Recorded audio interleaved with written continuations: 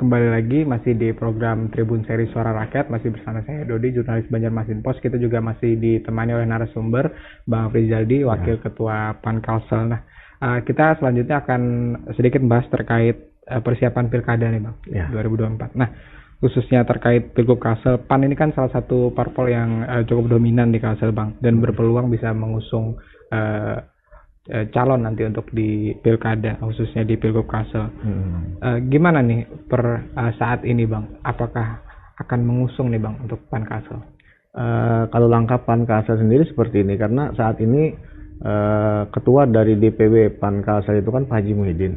Beliau saat ini menjabat sebagai Wakil Gubernur Kalsel. Nah, tentu ada langkah di fase berikutnya untuk bagaimana beliau ini menduduki kursi sebagai gubernur. Nah, tapi kami juga tidak serta-merta langsung begitu saja. Ini juga melalui tahapan. Artinya kami juga melihat bagaimana masyarakat itu bersuara. Jadi seluruh kader itu diturunkan ke lapangan untuk mencari tahu seperti apa sih permintaan masyarakat terkait figur seorang gubernur yang mereka inginkan. Lalu kita secara masif turun, bukan melakukan survei ya, tapi melakukan komunikasi kepada masyarakat dari berbagai kalangan, termasuk daripada para tokoh masyarakat, alim ulama kan seperti itu. Kita minta pendapat dari mereka. Seperti apa sih figur yang diinginkan oleh masyarakat Kalimantan Selatan ini? Karena kita juga tidak ingin percaya diri juga kan bahwa kita langsung mengusung terus masyarakat senang, tidak seperti itu. Karena Pak Haji Muhyiddin orangnya sangat demokratis dia kan. Jadi begitu kita ke lapangan, suara-suara yang masuk itu justru sangat positif untuk menginginkan beliau menjadi gubernur. Karena masyarakat merasa apa yang sudah beliau lakukan saat menjabat sebagai wali kota Banjarmasin itu bisa dipresentasikan dalam ranah yang lebih luas, yaitu di Kalimantan Selatan. Nah, begitu juga para tokoh-tokoh masyarakat dalam hal ini. Ada beberapa alim ulama kan yang ingin bahwa sosok Haji Muhyiddin ini memang sangat ideal untuk menjadi kepala daerah di Kalimantan Selatan ini. Nah, hal ini kami rangkum dan kami sampaikan kepada beliau.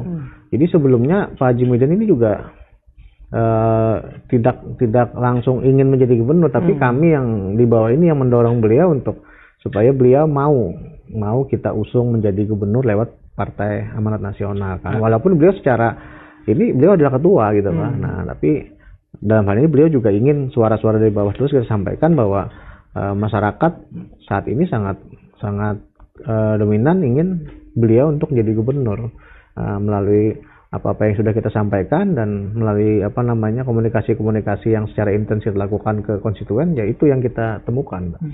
Lalu secara ini beliau menjawab bahwa langkah kedua yang kita lakukan adalah bagaimana kita memastikan kursi di DPRD itu harus kita peroleh. Jadi pembuktiannya seperti itu. Jadi pembuktian bahwa apa yang kami lakukan itu benar-benar real di lapangan, bahwa Haji Muhyiddin ini didukung oleh masyarakat untuk menjadi gubernur, ya pembuktiannya adalah saat masyarakat mendukung Partai Amanat Nasional, berarti itu sudah membuktikan apabila nanti di 2024 Partai Amanat Nasional ini kursinya melonjak, berarti sudah membuktikan bahwa dukungan masyarakat terhadap Haji Muhyiddin itu memang benar-benar real gitu kan, seperti itu. Artinya tidak asal-asalan langsung ingin maju dan sudah didasari langkah-langkah dulu Bang. Ya, langkah-langkahnya kan dari kita bergerak di lapangan tadi itu. Artinya nanti kepada masyarakat yang istilahnya itu menginginkan Pak Haji Muhyiddin untuk menjadi gubernur, ya kita berharap bahwa dukungan kepada Partai Amanat Nasional itu nanti akan mengalir. Artinya sementara dapat dikatakan salah satu target besar PAN Kalsel ini Kalsel 1 Bang ya? Ya, kita Kalsel 1 dan juga di beberapa daerah juga kita ingin menduduki di kursi bupati dan wali kota. Siap, baik. Nah, berbicara soal Pak Muhyiddin nih, kita tahu beliau sudah punya banyak pengalaman Bang sebagai memimpin daerah, orangnya simple dan to the point. Nah, apakah ini juga bakal jadi kekuatan beliau nanti untuk bersaing di Kalsel 1 ini Bang? Ya, dalam hal persaingan tentu ini sudah sering kita lakukan. Artinya Haji Muhyiddin ini orang yang selalu ikut dalam konsultasi pemilihan kan. Nah, jadi dari sisi pengalaman dalam hal pemilihan itu beliau sangat syarat pengalaman. Namun tentu ini tidak menjadi satu tidak tolak jumawa ukur. Bang, ya, artinya kan tidak tolak ukur itu saja. harapan kita bahwa apa nantinya yang menjadi keinginan masyarakat itu bisa kita presentasikan dengan terpilihnya nanti Haji Muhyiddin sebagai gubernur. Haji Muhyiddin ini menginginkan seperti ini, artinya beliau ingin menjadi pemimpin yang bisa memberikan manfaat kepada masyarakat. Nah, beliau tidak ingin cuma sekedar jadi kan, seperti itu, tidak sekedar jadi yang mana nantinya tidak bisa memberikan apa-apa kepada masyarakat gitu loh. Jadi dari komunikasi politik yang dilakukan kader-kader nih ke masyarakat khususnya terkait Pak Muhyiddin, apakah sering muncul Bang mungkin ingatan-ingatan waktu beliau dulu waktu menjabat sebagai wali kota Banjarmasin atau gimana Bang? Ya, jadi Pak Haji Muhyiddin itu selain memiliki elektabilitas yang tinggi, kepopuleran yang tinggi, beliau juga menanamkan hal-hal yang sangat positif kepada masyarakat. Jadi publik itu sangat memiliki ingatan bahwa Haji Muhyiddin itu seorang yang dermawan. Itu yang paling membekas di benak masyarakat setiap kali kita melakukan komunikasi. Jadi yang di awal pembicaraan tentu tentang bagaimana beliau adalah sosok yang dermawan. Nah, sosok dermawan ini yang menjadi panutan oleh masyarakat itu, bahwa masyarakat kita kan terkenal dengan religiusnya. Salah satu sifat dermawan itu juga salah satu sifat yang sosok pemimpin yang disukai oleh masyarakat Candi Kalimantan Selatan. Jadi mereka menginginkan sosok pemimpin yang dermawan kan, seperti itu. Baik. Nah, meskipun nanti menunggu hasil pileg dulu seperti Bang Afrizal katakan bercermin dari kursi DPRD Kalsel yang nanti bakal didapatkan, tapi apakah sudah ada ancang-ancang Bang mungkin komunikasi politik dari PAN, karena tadi sudah mungkin menetapkan target sementara ini Kalsel 1, apa ada komunikasi PAN dengan parpol lain di Kalsel?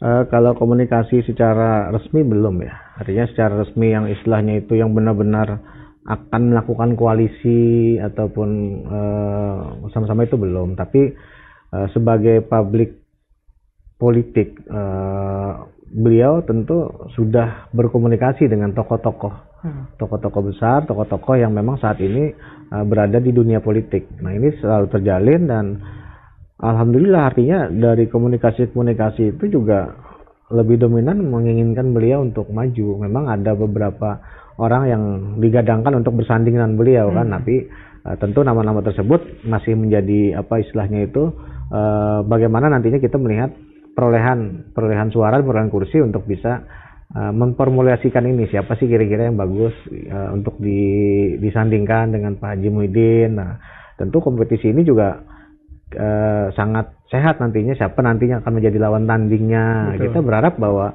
semua nantinya siapapun nantinya yang akan mencalonkan diri sebagai kepala daerah itu orang-orang yang memiliki kompetensi untuk bisa membangun Kalimantan Selatan. Nah, persaingan itu kan sehat. Yang penting jangan sampai nantinya mengkampanyekan hal-hal yang negatif, black campaigns, terus itu menyebar berita hoax kan, itu kan. Ya, kampanyekan saja hal-hal yang positif terkait visi misinya untuk Kalimantan Selatan itu seperti apa. Itu lebih sehat, lebih lebih asik lah persaingan dalam pertarungannya kan. Nah, itu. Artinya sementara menunggu hasil pileg, artinya sebenarnya sudah ada beberapa nama yang mungkin ditimbang-timbang nih Bang, yang kemungkinan bisa dipasangkan dengan beliau. Artinya nama-nama itu memang sudah ada kita gadang-gadang siapa sih nantinya yang cocok. Dan selain itu juga kita sudah mempersiapkan. Jadi PAN itu istilahnya itu kami sudah sangat siap bertarung. Jadi kami itu orang-orang yang digodok untuk menjadi sebagai petarung. Jadi tidak ada waktu untuk berleha-leha untuk istirahat di PAN. Setiap hari itu diisi dengan berbagai macam strategi-strategi politik dalam pertarungan. Jadi kita itu kan pergerakan mesin partai ini dijaga terus Bang. Dijaga terus. Jadi tidak pernah ada istilahnya kan kita mematikan mesin benar, tapi selalu kita panaskan kan dengan berbagai macam sosialisasi dan lain-lain. Makanya kami itu salah satu partai yang jumlah saksinya terlengkap. Nah, itu aja kan sudah kelihatan bahwa kami itu sangat siap dalam hal pertarungan gitu. Saksi-saksi untuk di TPS nanti Bang, di TPS itu. Oke. Baik. Nah, mungkin boleh disinggung sedikit Bang, bagaimana nanti kira-kira koalisi Pilpres ini mempengaruhi koalisi pilkada di daerah, Bang? Apakah harus seragam atau nanti bisa dinamis tersendiri, Bang? Tentu setiap daerah memiliki potensi perolehan suara yang berbeda-beda ya.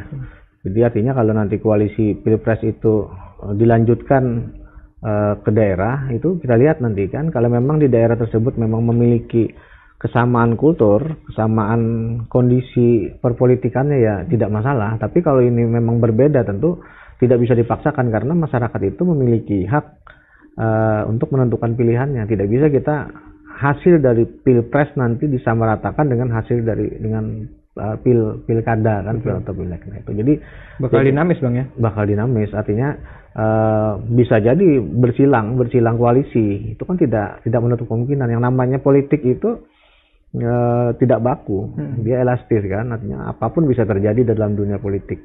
Bahkan dalam kancah Pilpres kita mungkin berseberangan, dalam kancah pilkada yang beberapa bulan kemudian setelah itu bisa jadi kita saling berangkulan kan, itu tidak ada masalah. Yang penting politik itu hanya sarana untuk kita mencari solusi yang terbaik bagi masyarakat. Jangan sampai nantinya perbedaan pilihan dalam politik itu membuat kita bertarung secara nyata gitu kan. Jadi terjadi perpecahan, terjadi perbedaan pendapat, terus malah itu bermusuhan produktif ya itu akhirnya kan yang terjadi bukan produk politik, ya kan, jadi malah kriminalisasi jadinya kan, seperti itu. Baik. Nah, ini selalu kami tanyakan untuk setiap perwakilan parpol yang hadir di sini, bagaimana komitmen PAN Kalsel nih, Bang, dalam melawan dan menolak money politik khususnya di pemilu 2024 nanti, Bang? Jadi terkait money politik itu tentang bagaimana masyarakat, artinya masyarakat itu menjadi produk politik yang menentukan. Nah, sekarang kita bisa melihat bahwa tingkat kehadiran itu kan ditentukan oleh bagaimana partisipasi masyarakat. Nah, partisipasi masyarakat yang sangat rendah ini memicu orang-orang untuk melakukan money politik, untuk meningkatkan partisipasi tersebut.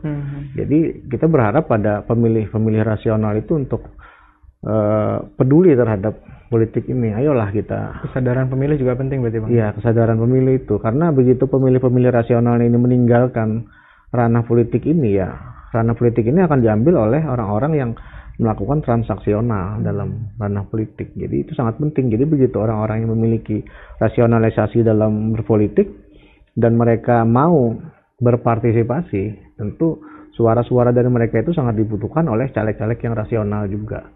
Karena begitu ranah rasional ditutup, tentu ranah transaksional akan menguasai dunia politik ini. Baik. Sebelum menutup pertemuan kita dengan Bang Afrizal sore ini, nah mungkin ada closing statement nih, Bang, dari Bang Afrizal khususnya terkait kesiapan Bacalek menghadapi kompetisi. Mungkin ada pesan-pesan dari Bang Afrizal untuk semua kader-kader dan Bacalek di Kalsel. Ya, pada intinya saya bukan memberikan pesan ya, artinya kita bersama-sama ingin supaya PAN Kalsel ini besar, supaya PAN Kalsel ini bisa menjadi salah satu partai politik yang memberikan manfaat bagi masyarakat. Tentu dengan kita bekerja keras, dengan kita saat ini berkontribusi terhadap dapil kita, tempat kita nantinya berkompetisi, itu sangat kita harapkan kepada seluruh bakal caleg yang ada di PAN Kalimantan Selatan. Terutama ini ada kawan-kawan dari PAN di Tanah Bumbu yang baru bergabung kan. Nah, ini orang-orang hebat di situ, ada Bang Ruli, ada Bang Rizal yang nantinya akan ikut berkompetisi di Partai Amanat Nasional. Nah, mereka ini orang-orang yang istilahnya itu memiliki kompetensi yang bagus. Nah, kita berharap bahwa orang-orang seperti ini bisa berkontribusi terhadap partai dan juga pada masyarakat. Nah, jadi selain mengkampanyekan diri untuk menang, kita juga harus mempersiapkan diri saat nantinya terpilih. Jangan cuman setelah terpilih terus selesai kan. Jadi ini tidak suatu hal yang beli putus gitu. Jadi politik ini tentang bagaimana kita terpilih dan memberikan manfaat setelah kita nantinya terpilih. Baik, itu dia pemirsa Bebas Online perbincangan kita dengan Wakil Ketua PAN Kalsel Bang Afrizal. Kita tentu mendoakan nanti bersama-sama pemilu kita ini berjalan dengan damai dan sukses. Demikian pemirsa Bebas Online, kami tutup program Tribun Seri Suara Rakyat hari ini. Wabillahi taufiq wal hidayah. Wassalamualaikum warahmatullahi wabarakatuh. Waalaikumsalam warahmatullahi wabarakatuh.